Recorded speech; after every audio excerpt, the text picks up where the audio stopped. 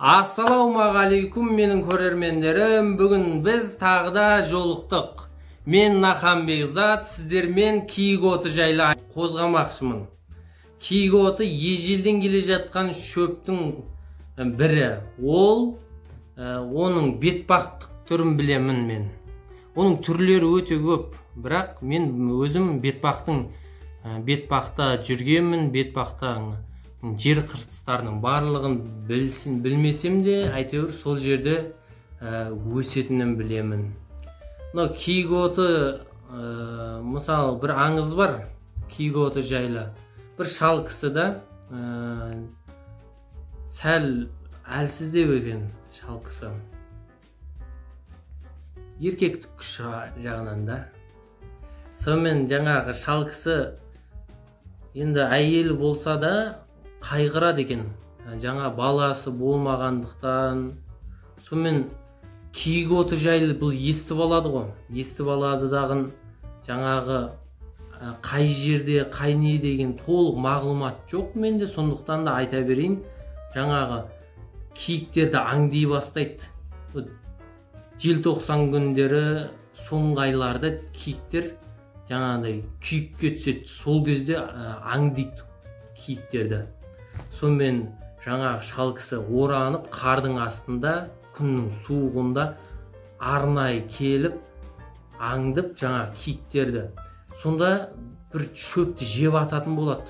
Жейді, сөйтіп 15 серке шашылып тұрады. Сол 15 ұрғашыларды киіктің текесі барып күйіктеп қайттан яп, сол неғылады барып көрсе, кәдімгі тікен, сопақша келген, сондай шөп екен.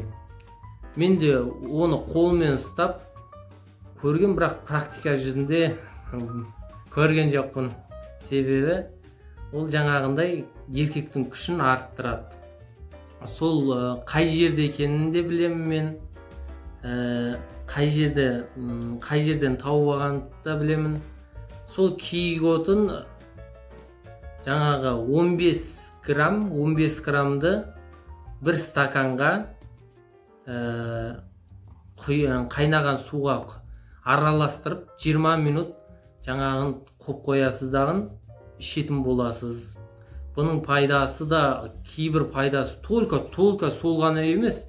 Бұның пайдасы асқазан ауруына да, жаңағы өт ауруына да, тері ауруына да пайдалы. Көп мөлшерде тауып алсаңыз киік отында, оны қайнатып, ваннаға құйып, өзіңізге қолайлы етіп, сол ваннаға жатсаңыз, күнделікті жатып отырсаңыз, тері ауруларына ем болады. Ол экзима деген тері ауру болады. Сондай мына қабыршықтанып, жара басып кетеді. Сондай тері ауруларына пайдалы киік оты.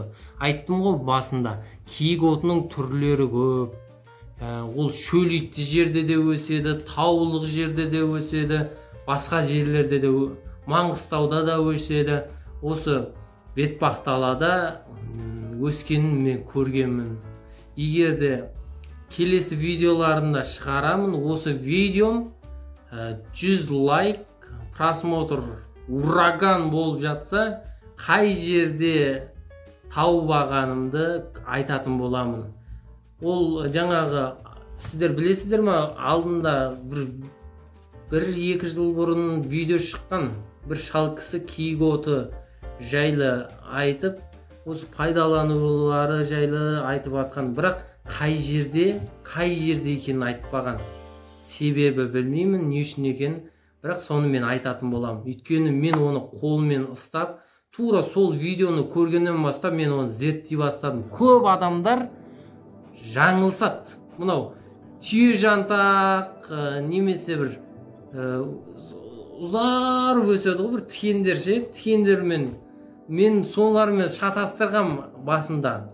Сөйтіп, ол сөйтсем, оказывается, мынандай ғана өседі екен да, 20 сантиметр, 15 сантиметр ғана. Жапырақтары тікен, бүтін тікен болады.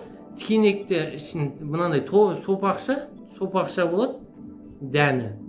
сұрыпты дәнде 2-3 дәнек болады, қара қоңыр.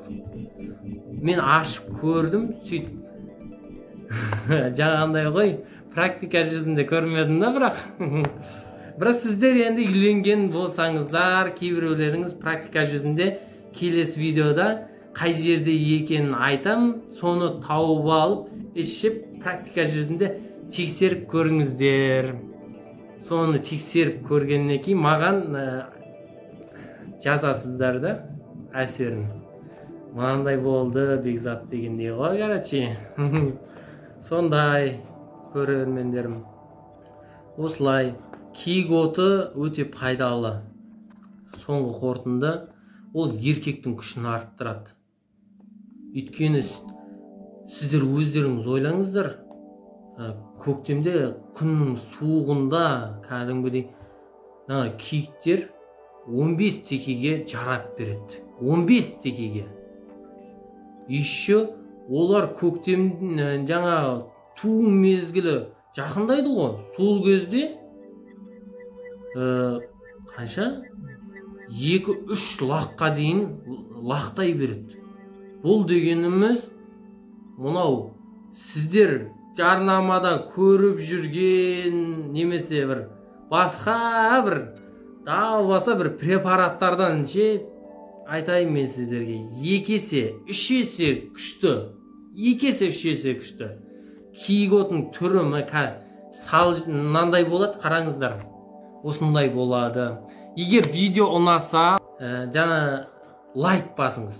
100 лайк жетсе, 100 лайкқа жетсе, осы видео қай жерде өсетінін, қай жерде бар екенін мен сіздерге 100% гарантия айтып берем.